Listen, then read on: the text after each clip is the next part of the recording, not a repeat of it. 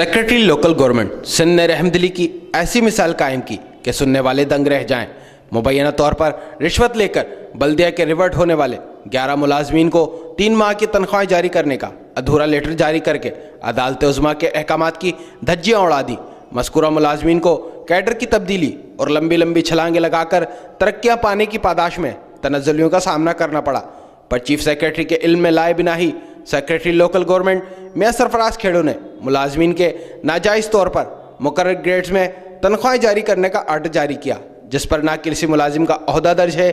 और ना ही कोई मोहर।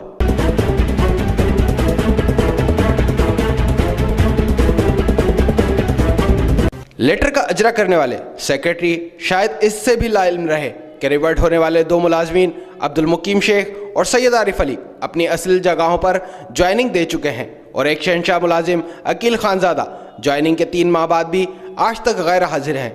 हुकूमत को चाहिए कि वो इस खिलाफ कानून अमल पर सेक्रेटरी लोकल गवर्नमेंट से बासपुरस करे या फिर अदालती फैसलों के मुंतज़िर तमाम सरकारी मुलाजमीन के लिए बराबरी की बुनियाद पर फैसला सादिर करे, क्योंकि लंबी छलांगे लगाने वाले 11 में से बाज़ मुलाजमीन DPC के बाद भी इन ग्रेड पर नहीं आ सकते जिन पर तनख्वाहों के अजरा का लेटर जारी हुआ।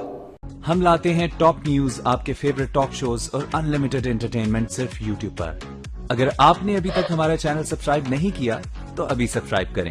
और बेल आइकॉन को क्लिक करके हमारी लेटेस्ट वीडियोस के बारे में अपडेट जानें।